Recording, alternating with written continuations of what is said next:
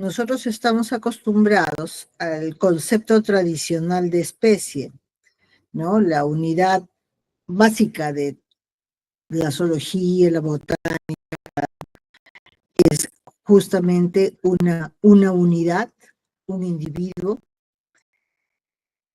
En cambio, fíjense ustedes, si nosotros tomamos esa misma referencia, como en este caso los koalas, si tomamos esa misma referencia dentro de las especies microbianas, nos encontramos con este problema, ¿no? Aquí hay bacilos, hay cocos, hay cocobacilos, etcétera, ¿no? Unos cocos más grandes, unos bacilos más grandes, otros más cortos, algunos curvos, etcétera. Entonces, ese realmente es diríamos, el conflicto que tenemos. No es lo mismo cuando nosotros, por ejemplo, visualizamos un espacio, fondo marino, por decirlo así, donde vamos a ver diferentes especies y las vamos a poder detectar. Si nosotros comenzamos a ver, por ejemplo, ustedes que han visto el yogurt, si se hace el gram del yogurt, vamos a ver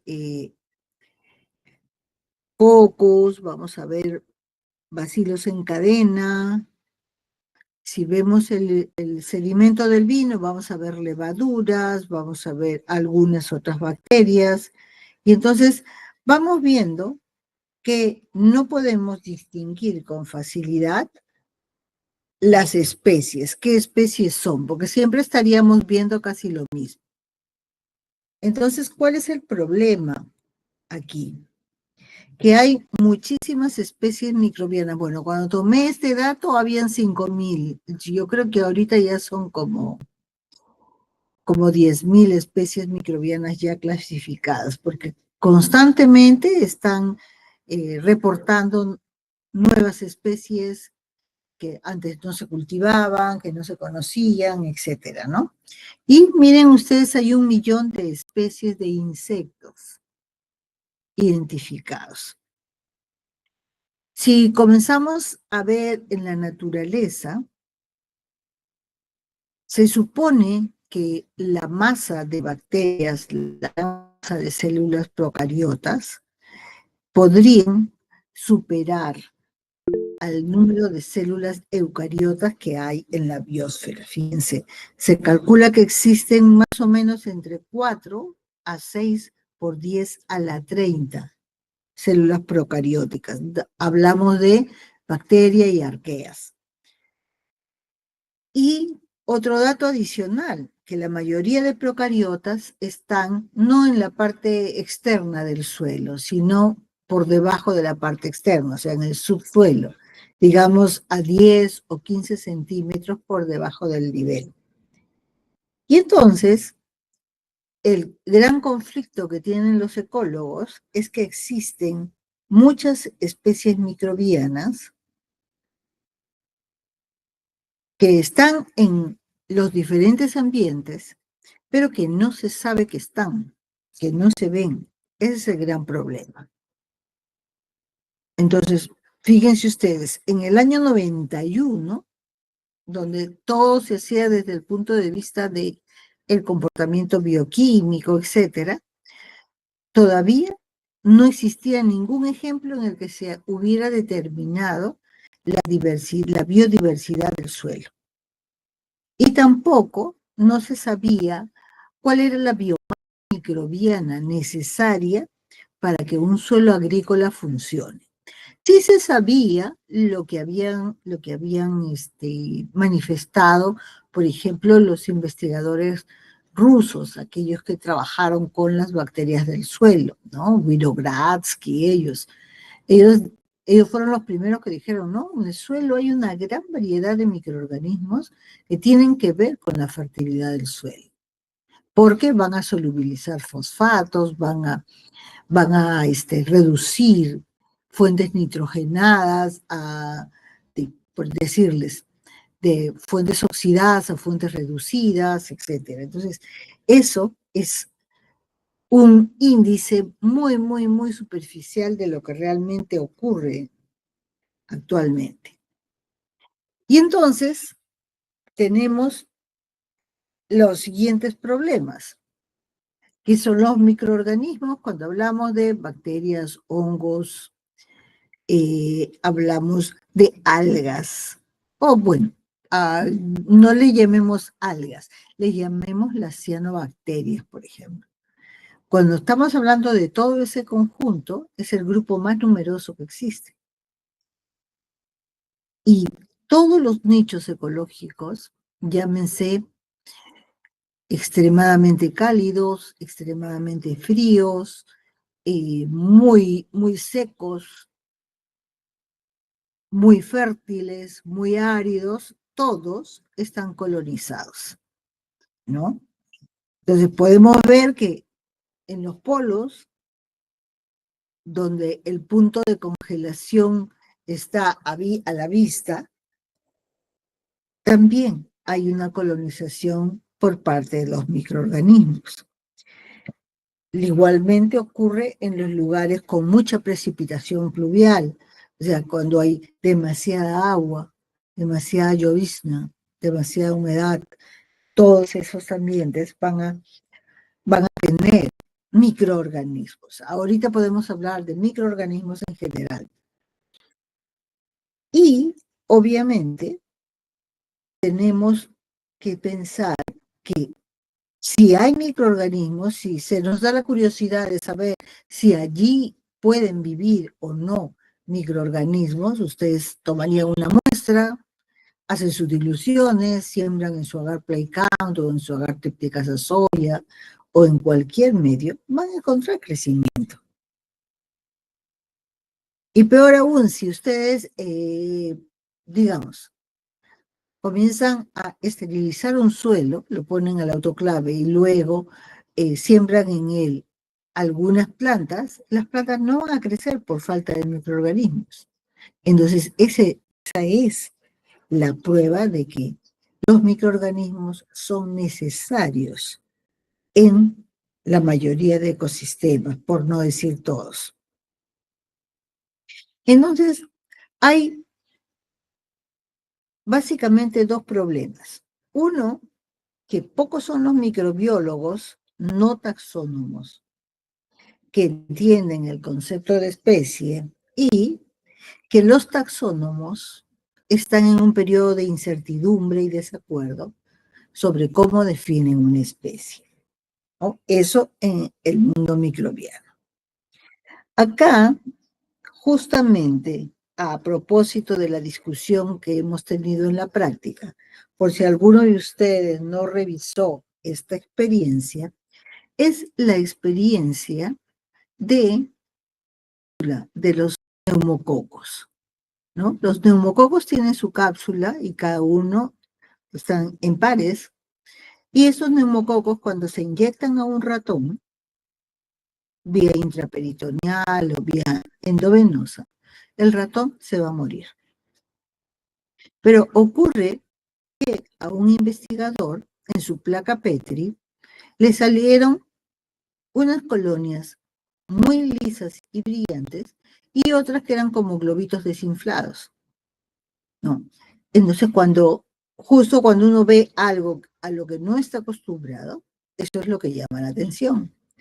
Y entonces, el investigador cogió esas colonias que parecían un globito desinflado, hizo la misma experiencia que aquellos con las bacterias que estaban capsuladas y brillantes, y las bacterias que no tenían, o sea, las que procedían de esas colonias desinfladas, eran no virulentas. Entonces, eso era la capacidad de producir daño, la capacidad de ser patógena, ¿no? Entonces se hicieron, pero ¿qué cosa era lo que le daba la capacidad de ser virulento o no? Ubíquense ustedes en los albores como si fuera hace un siglo. O sea, ahorita estamos en 2025, ubíquense en 1925, por ejemplo, ¿no? Entonces, se hicieron varias pruebas, entre ellas, inactivar a las bacterias por calor y mezclarlas con las bacterias que no estaban capsuladas. acá está esto. Ah, ¿no? Y cuando mezclaban a las bacterias capsuladas, inactivadas por calor, con las bacterias muertas por calor, entonces el ratón continuaba viviendo. Y entonces, ¿qué era lo que le causaba la muerte al ratón? Entonces se comenzó a hacer una serie de ensayos. Este fue uno de los primeros. Se mezcló bacterias virulentas con bacterias no virulentas y al inocularlo al ratón, obviamente las virulentas le causaban, ¿no? Y cuando sacan del ratón las bacterias, las vuelven a extraer aplicando el principio de Koch, entonces todas las bacterias estaban encapsuladas y vivas, ¿no? Entonces, de esa manera, comprobaron que eran estas las virulentas las que causaban la muerte. Y después de eso, también trataron de ver, no se quedaron en que haya las bacterias virulentas encapsuladas, no, qué parte de esas bacterias podía hacer que recuperaran la virulencia, ¿no? Entonces, esto está dentro de esa problemática, ¿no? Muchos están más abocados, muchos investigadores, microbiólogos, más abocados al funcionamiento, a qué producen, qué es lo que hacen, que a la especie microbiana en sí. Es más, la mayoría de veces se anda trabajando en consorcios microbianos, que es cómo se encuentran en la naturaleza. O sea, no encuentro yo, voy a un lugar y voy a encontrar una sola especie, no, voy a encontrar muchas especies. Y muchas veces esas especies están en una sucesión trófica entre ellas, ¿no? Entonces, esa es la parte en donde está. Entonces, los taxónomos, los que son fanáticos del orden en los grupos de seres vivos, están en un periodo de incertidumbre porque están encontrando demasiadas evidencias y demasiadas huellas génicas en los diferentes grupos taxonómicos. Entonces, ¿qué cosa es? Comienza, ¿no? Entonces, ya tenemos bastante complicado la etapa en la que de 5 reinos en la vida pasamos a 3 dominios, ¿no? O sea, los 5 reinos basados en 7 u 8 características para ahora, en base a una molécula, discriminar para 3 dominios que eran bacteria, arquea y eucaria. Entonces, ¿qué nos dice la taxonomía al respecto? ¿Cómo clasifica a los organismos en base a principios, procedimientos, a reglas, a algún parámetro que sea común a todos y que permita discriminar, ¿no? Entonces, cuando uno está dentro de estudio teórico, se generan muchos esquemas de clasificación o muchos sistemas de clasificación, dependiendo del parámetro que se esté usando para aplicarlo, ¿no? Y cuantificar si la mayoría, la minoría o quiénes son los que tienen ese parámetro que estamos nosotros evaluando. Entonces, si nos vamos al fondo del asunto de los conceptos, hay un debate entre el principio teórico, el principio filosófico y el pragmatismo. O sea, ¿qué es un ser vivo? ¿Qué es una bacteria? ¿Qué es un microorganismo? ¿No? Entonces, aquí es donde se encuentran los problemas para poder definir qué es una especie, ¿no? Entonces, a lo que se ha llegado es que hay alrededor de 22 conceptos distintos de especie y hay todo un degradé, ¿no? Desde el puro pragmatismo, o sea, esto es una especie de víbora o una especie de serpiente, ¿no? Hasta una ausencia de carga teórica y simplemente esto es igual, todos tienen esto, por lo tanto, es una especie. Es el concepto fenético, que es un concepto puramente, diríamos, pragmático, ¿no? Entonces, ahora, en la actualidad, se mezclan ambas cosas y estamos frente a un concepto evolutivo de la especie. Entonces, biológicamente hablando, y lo que ustedes han aprendido desde que están en el colegio, una especie, desde el punto de vista biológico, son las poblaciones de organismos que pueden intercambiar material genético y que tienen una descendencia fértil,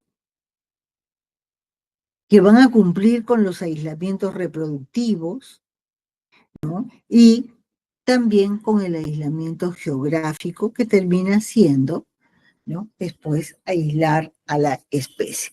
Entonces, una población que pueden intercambiar material genético, vale decir que pueden reproducirse y tener descendientes fértiles. A eso se le llama biológicamente una especie. Pero las bacterias están ubicadas ahí, no entran a esa polémica porque no, uno, que no hay fósiles para ver si antes eran iguales que ahora. Y también porque no hay una evidencia de desarrollo que nos permita decir, miren, así son de pequeñitos y ahora de grandes son de esta forma. Entonces, hay una gran simplicidad en el caso de los microorganismos. Entonces, acá, lo que ha brindado la facilidad para poder establecer relaciones microbianas es el avance de las técnicas de análisis molecular. Eso es lo que ha influenciado notablemente. Entonces, ¿qué es lo que se hace? ¿No? Lo que hacemos es manejar cuántas características son iguales, cuántas son diferentes, o sea, en grandes cantidades de información. Yo no puedo tomar 5 características para decir esto es una especie o esto es una familia, ¿no? Entonces, tengo que ver qué tipo de relaciones hay con un gran número de pruebas y exámenes. En este caso, las relaciones fenéticas nos van a decir cuán semejantes son las especies o los miembros de un mismo género cuando estás empleando la mayoría de características fenotípicas y genotípicas. Y entonces, en base, cuando tomas cantidad de características fenotípicas, características genotípicas, ¿qué vas a tener? Un porcentaje de similitud o un porcentaje de diferencia que también se le denomina disimilitud, o sea, cuán diferentes son. Entonces, ¿cuál es la diferencia? ¿Cuál es? Es un número. Ahí no salimos del aspecto filosófico. Simplemente vamos a ver qué caracteres son iguales. Por ejemplo, acá, ¿ven?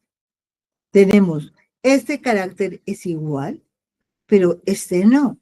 Aquí hay una diferencia, a pesar de que pertenecen a un mismo género, Tenomyces, no pertenecen a la misma especie porque son distintos. Entonces, acá, por ejemplo, el Tenomyces talarum es la especie tipo, que es diferente a los otros. Pero ¿qué pasa? Se encontró un Tenomyces talarum en una cueva que es bastante similar en el estado de los caracteres que se han examinado. Entonces ahí podemos decir, ¿no? Si comparo el número de características positivas en los dos organismos, voy a relacionarlos con el número de características positivas en los dos, características positivas para el primero y negativas para el segundo, y características positivas para el segundo y negativas para el primero. O sea, todas las posibilidades en positivo, ¿no? Cuando estoy comparando dos microorganismos, ¿no? Entonces, en base a eso, yo voy a obtener mi coeficiente de similitud y diré que son semejantes, símiles, compatibles con, era una época en que te decían, esta bacteria encontrada en tal sitio es compatible con la especie, por decirles algo que ustedes conocen, Bacillus subtilis, o con Escherichia coli, ¿no? Compatible, o sea que tenía muchas características semejantes a. Entonces, en las relaciones fenéticas no se podía deducir ningún tipo de relación evolutiva ni filogenética, solamente semejanzas y diferencias. Entonces, no se puede hablar de líneas de descendencia, no indican los nodos del dendrograma, no indican ningún tipo de evento en la historia de la evolución, sino tan solo puntos de agrupación por similitud. ¿Ven? Especies A y B son semejantes. Y estas A y B van a tener un grado de semejanza con las especies C, pero no tanto con las especies D y E. Entonces, su coeficiente de similaridad, fíjense ustedes, va de 0 a 0.5 o a 1. Cuando son completamente semejantes, es 1. Ese es 1. Entonces, ellos, los que pensaban que la fenética era la herramienta para poder decir, esta es una especie procariota, porque muestra un alto grado de similitud y se diferencian de otros grupos con respecto a muchos caracteres fenotípicos y genotípicos independientes, ¿no? Entonces, ¿es parecido? No es parecido, tiene diferencias y obviamente aquí no estaba muy ligada el aspecto evolutivo entre las especies. Entonces, surge la hibridación genómica como una herramienta taxonómica, ¿no? Ya que esto de estudiar, porque esos ceros, esos unos, o sea, son no hay o sí hay similitud, ¿no? Corresponden a un montón de pruebas que podían ser, ¿cómo se llama esto?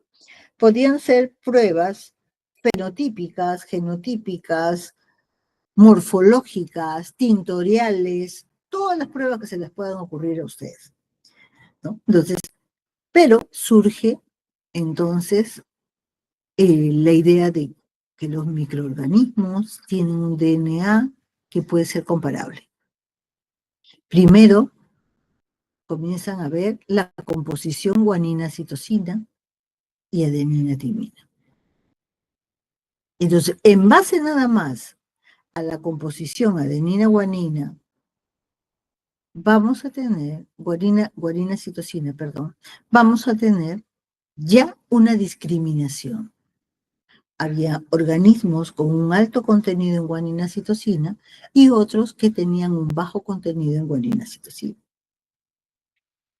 Luego viene, bueno, pero el contenido, ¿qué me dice? Simplemente que un DNA es más estable al calor que el otro, desde el punto de vista físico.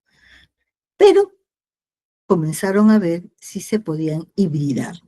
Y es así donde surgen las ondas de DNA en la taxonomía, ¿no? Entonces tienen, miren, en este caso son 4 organismos a los cuales se les extrae el DNA a uno de ellos, el que diríamos el prototipo, en el caso de nuestro podría ser Escherichia coli, se le hace crecer en un sustrato con fósforo marcado, fósforo radioactivo, y entonces los fosfatos de su ácido nucleico van a ser radioactivos, fósforo 32.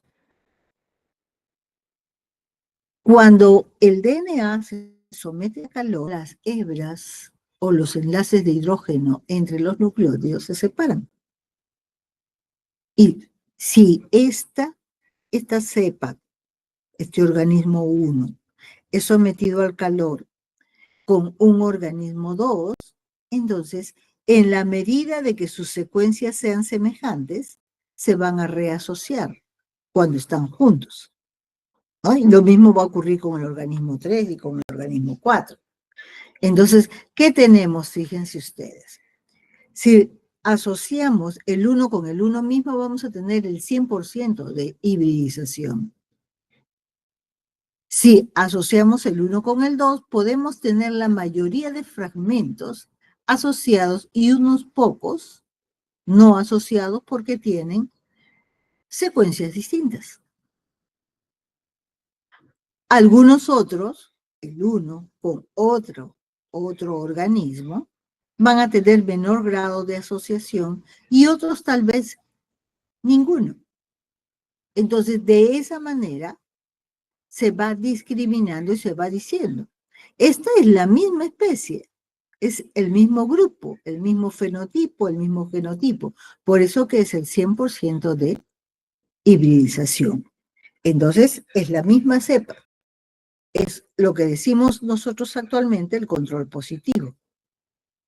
Pero si hay un 75%, ¿no? Significa que son la misma especie. Y más bien esta diferencia es la variabilidad entre esas dos especies, ¿no? Pero son la misma especie, tienen un núcleo común bastante grande, mayor al 70%. Si hay una asociatividad de, diríamos, un 25, 20%, estamos dentro del nivel género. O sea, hay características, hay secuencias que son muy semejantes, pero no todas. Ni siquiera llegamos a la mitad. Y cuando son menores, entonces son géneros diferentes, obviamente. Ya ni siquiera son del mismo género, ¿no? Entonces, fíjense ustedes la proporcionalidad que vamos obteniendo. Que esa proporcionalidad en porcentaje de hibridización nos va diciendo lo mismo. Es la misma cepa, o sea que todo es igual. Es la misma especie, es el mismo género y son géneros distintos. O podríamos decir de repente, familias. Entonces allí viene, de ese tipo de análisis viene el concepto de que es una colección de cepas que comparten numerosas propiedades estables y que difieren de otros grupos de cepas, no de especies, ¿no? Y que si hablamos desde el punto de vista de la composición de ácido nucleico, tienen una composición guanina-citosina similar y una similitud o hibridización del 70% o más. La colección de cepas. Puedes tener 70, 71, ¿no? Y las otras cosas, los experimentos de hibridación, nos van a decir qué cosa es eso. Pero los genotipos se pueden agrupar en base a medidas de genómica. ¿Por qué? Uno, ensayos de hibridación de ADN, y lo que estamos viendo. Porcentajes de similitud de un gen. O sea, tomamos un gen, tomamos la secuencia de ese gen y vemos cuánto hay de identidad con esos nucleótidos en todo el genoma. ¿Cuántos hay? de ese gen, cuán semejantes o cuánta variedad hay. Y también podemos tomar la proporción de genes compartidos. Y aquí en este tercer punto viene un aspecto bien interesante.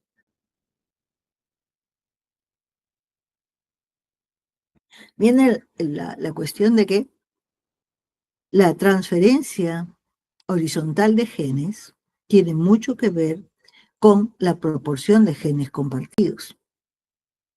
No es un evento netamente artificial, son eventos naturales. Entonces, eso es lo que va a entrar en juego en este armazón del rompecabezas inicial. Entonces, cuando surgen los estudios de filogenia, las relaciones evolutivas entre los organismos, entre los genes, a las técnicas de biología molecular, ustedes no tienen una idea cómo han evolucionado y a la velocidad del rayo. Y eso asociado a la estadística para darle significancia a las diferencias y a las semejanzas. Entonces, cuando ya se está estudiando las relaciones de las características con fines de clasificación y desde el punto de vista de una combinación de técnicas moleculares y estadísticas, estamos dentro del campo de la sistemática molecular, ya no de la taxonomía netamente descriptiva o comparativa, si queremos así decirlo.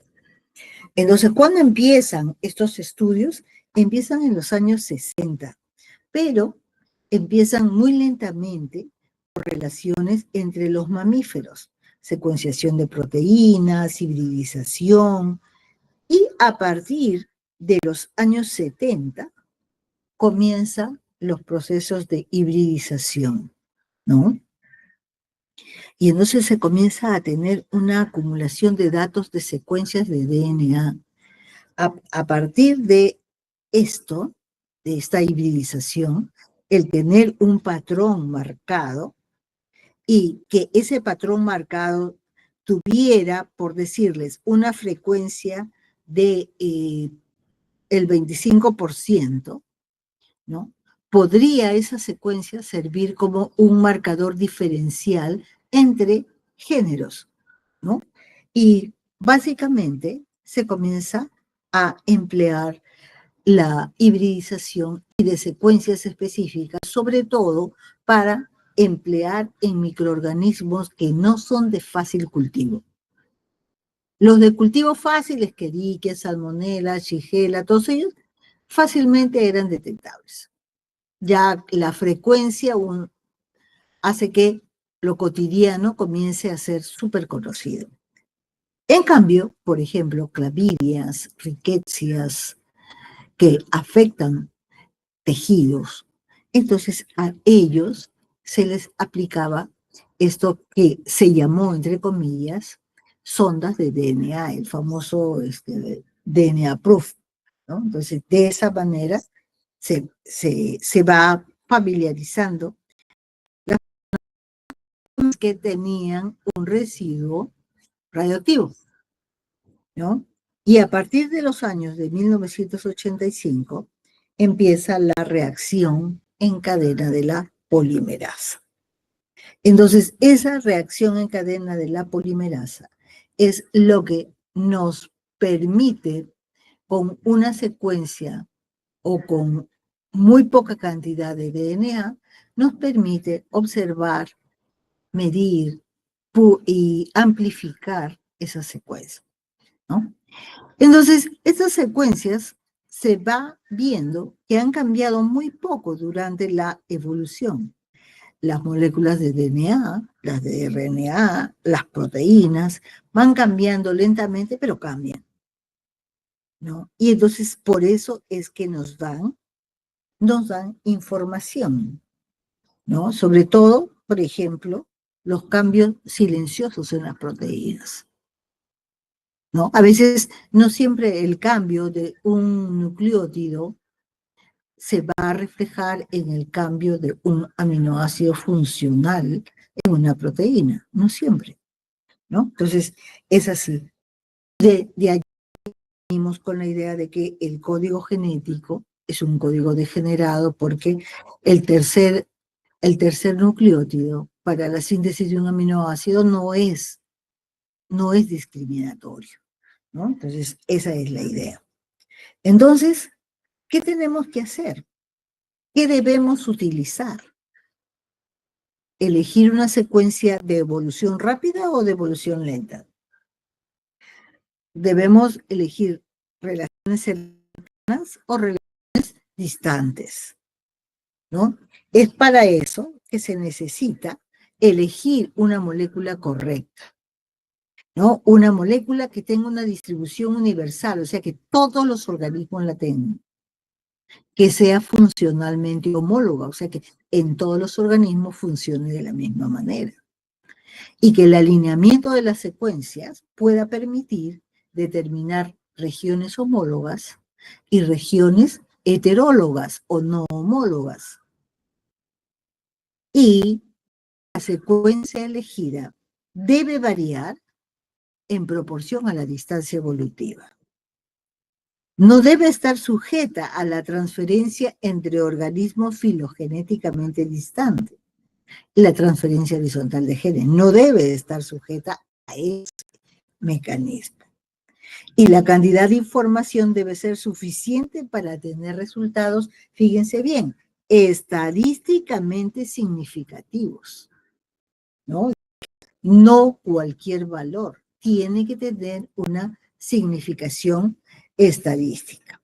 Y fue así como Carl Woese, con sus estudios sobre el RNA ribosomal 16S en procariotas y 18S en eucariotas, que nos provee de una revolución desde el punto de vista de la taxonomía, la filogenia, y nos brinda, ¿no? Nos brinda un sustento para poder discriminar los seres vivos. Y utilizando el gen del RNA ribosomal 16S o del RNA ribosomal 18S, nos brinda una historia evolutiva de la aparición de los diferentes grupos de organismos, tanto en eucariotes como en procariotes.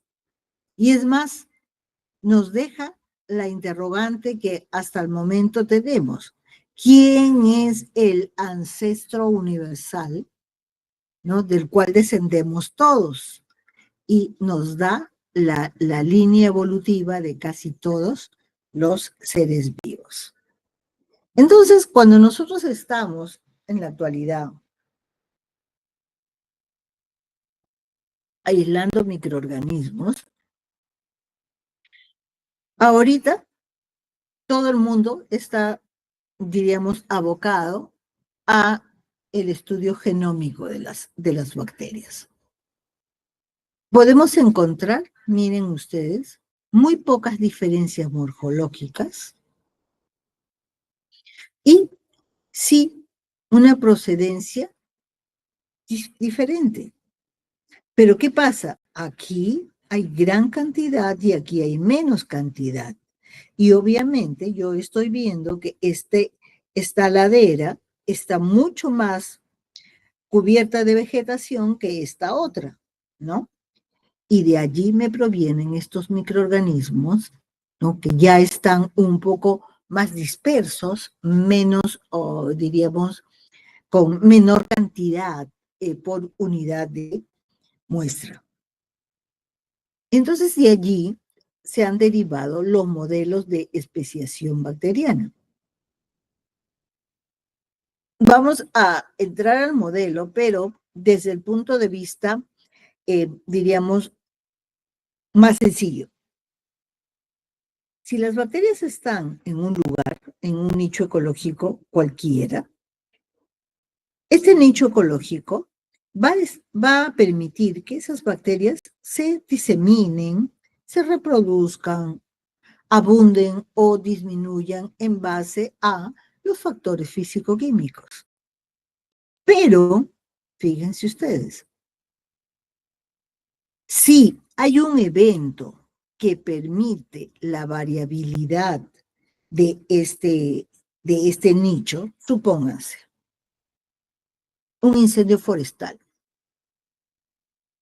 un cambio de temperatura, que sea realmente un cambio significativo, pongamos una variación de unos 20 grados o 10 grados.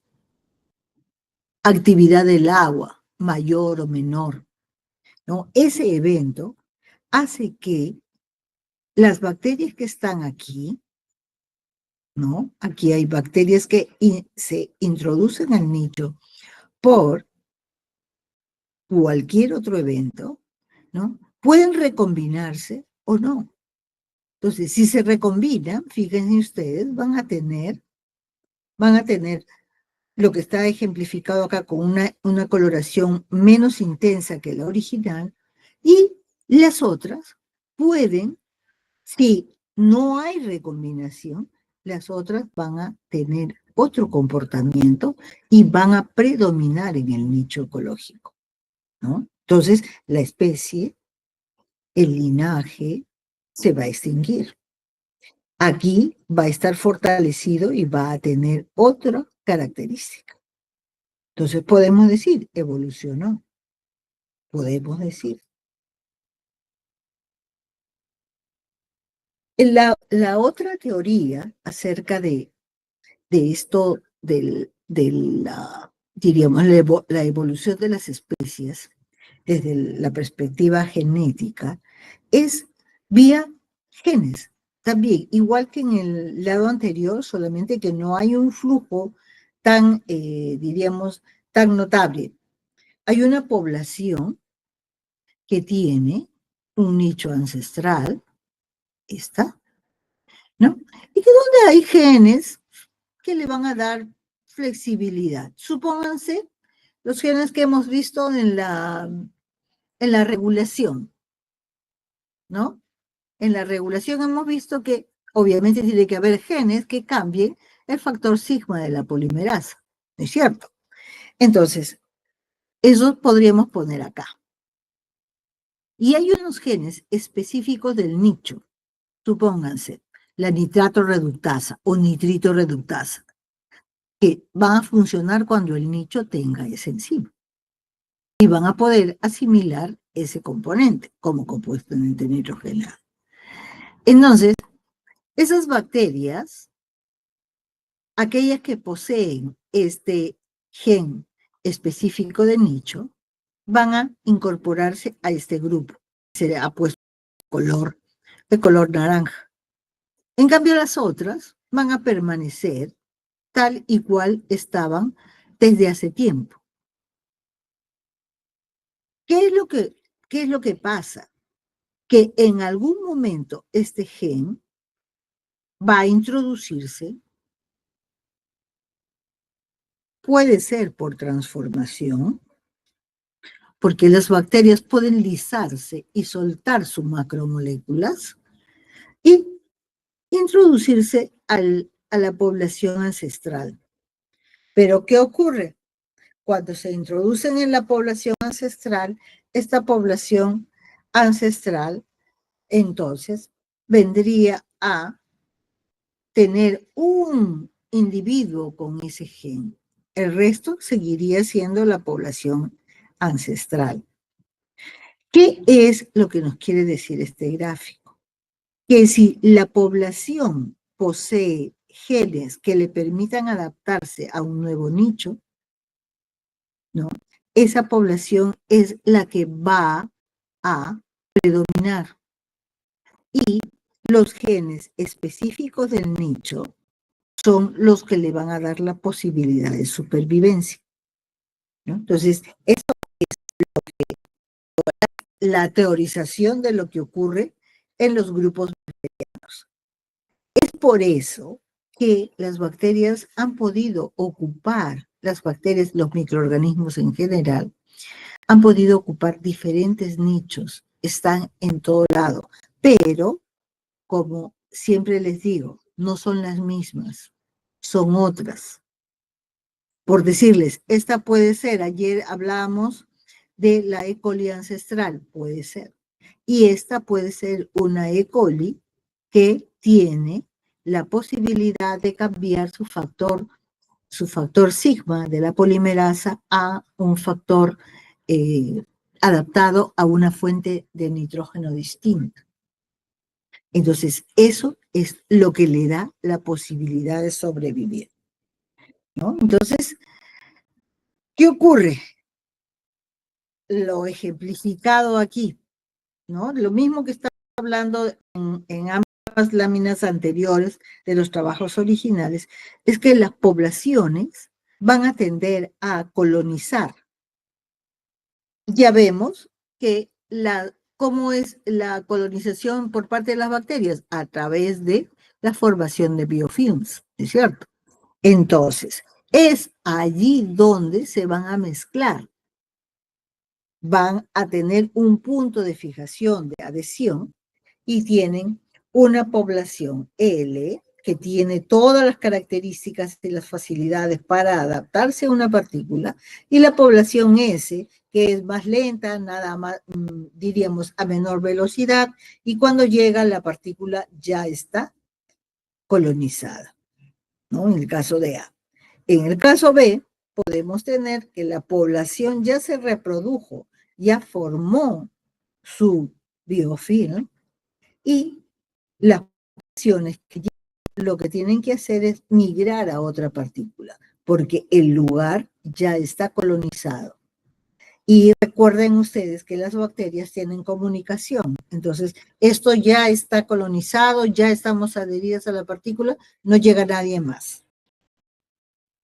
Entonces, dentro de este patrón es que se ha establecido que estos grupos, básicamente bacteria y arquea, son la base, diríamos, la base de los seres vivos procariotas, y luego surge el grupo de los eucariotas que van a tener una complejidad, diríamos, mayor en cuanto a estructura. Pero en cuanto a las características de la molécula que nos sirve para medir, la molécula va a tener el mismo patrón. ¿Cuál es esa molécula? El famoso cronómetro evolutivo del cual nos van a hablar sus compañeros en el seminario. Y ese cronómetro evolutivo nos ha permitido discriminar quiénes fueron primero, quiénes fueron después. Y taxonómicamente nos complican la vida porque cada vez van surgiendo más órdenes, más géneros, más especies, más cepas, ¿no? Y variantes dentro de la especie microbiana. Y actualmente, miren que toda esa revolución fue con la parte de la reacción de la polimerasa en cadena, la hibridización de ácidos nucleicos y de algunas moléculas. Actualmente estamos frente a lo que hablamos de secuenciamiento total del genoma. Hay muchas técnicas para secuenciar el genoma y nos traen términos como el pangenoma, que es la totalidad del genoma. Todos los genes existentes en todas las cepas de la misma especie. Y un genoma core o nuclear, ¿no? Donde están los genes que comparten todas las especies. O sea, todas tienen esto. Todos los miembros de una especie van a tener esto. Y además va a haber genes accesorios de los cuales la bacteria puede prescindir o el organismo puede prescindir. No es algo que tenga que estar, ¿no? No son genes esenciales. Por decirles, una enzima que tenga que ver con la piruvato de carboxilasa tiene que estar acá. Perdón. Un microorganismo en el cual estemos viendo la piruvato de carboxilasa. Tiene que estar acá en el genoma nuclear. ¿Por qué? Porque no puede prescindir de esa enzima. Es vital para su metabolismo. En cambio, por decirles, la utilización de una fuente carbonada como el tolueno, siendo Pseudomonas una bacteria que puede degradar glucosa para armar todo su esqueleto carbonado, esa fuente accesoria está acá. O sea, son cepas distintas. Entonces, esto nos grafica realmente, el pangenoma nos grafica claramente que existe en microorganismos una especie que es el conjunto de cepas. ¿Y por qué es? Porque todos tienen este mismo genoma core, ¿no? Todos comparten eso, es lo mismo. Y los accesorios son los que van a ser los denominados genomas, ¿no? Ahora, miren la estructura de cada población jerárquica que actualmente está rigiendo el grupo de los microorganismos. El dominio, bacteria. El filum, proteobacteria. Dentro de ese filum, proteobacteria, vamos a tener las alfa, las beta, las gamma, las delta y las epsilon protobacterias. Si nos centramos en las proteobacterias, acá tenemos el orden: cromatiales, tiotricales, legionelaes, pseudomonadales, vibionales, enterobacteriales y pasteurales. Y fíjense ustedes, lo más familiar para nosotros son los enterobacteriales, que tienen la familia Enterobacteriaceae. Y la familia Enterobacteriaceae tiene varios géneros: Yersinia, Shigella, Serratia, Salmonella, Proteus, Klebsiella, Escherichia y Enterobacter. Y si nos centramos en Shigella, tenemos varias especies: Sonnei, Flexneri, Dysenteria y Boydii. Igualmente, Escherichia no solamente es Escherichia coli, hay Escherichia blatae, hay Escherichia hoffmanni, me parece, es la otra especie, ¿no? Que de una u otra manera nos van a, o sea, son las especies, pero esas especies van a tener una gran cantidad de cepas, ¿no? Entonces, ahí estamos con ese ejemplo. Ahora, eso nada más es diríamos, un botón. En el caso, ¿qué cosa los diferencia para que ustedes graben este concepto? Todas son E. coli. Esta terminación es Escherichia coli, Escherichia coli, Escherichia coli, Escherichia coli, Escherichia coli, Escherichia coli. Es las variedades patológicas de Escherichia coli, los llamados patotipos.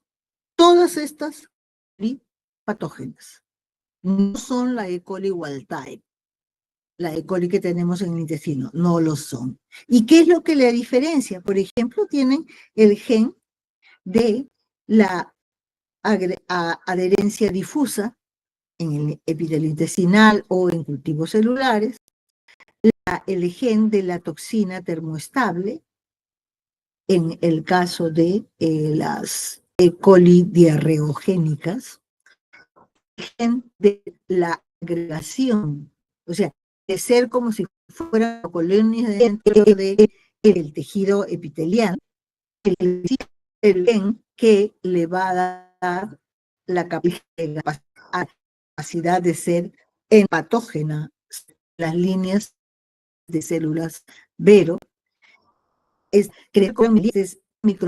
es el otro patotipo de la toxina lábil de Escherichia coli y el patotipo de la enteroinvasividad. Entonces, como vemos, son los genes accesorios que tiene Escherichia coli, que son diferentes. Y fíjense ustedes, hay en este estudio, que eran no sé cuántos miles de cepas, la mayoría no se detectaba genes asociados a ningún patotipo. ¿Por qué? Porque estos patotipos también estaban asociados con la flora normal, la E. coli normal, ¿no? Entonces, esa es la interpretación que podemos darle, por ejemplo, en el caso de Escherichia coli. Entonces, con esto termino de hablar respecto a la especie microbiana y refrendar bien que la especie microbiana es un conjunto de cepas, desde la perspectiva de la filogenia y desde la perspectiva de la genómica, que está ahorita en boga. Ahorita todo el mundo extrae el genoma completo de cualquier muestra para poder ver cuál es la metagenómica, para poder ver cuál es el conjunto de microorganismos que están en una muestra. A ver acá, y ahora me voy.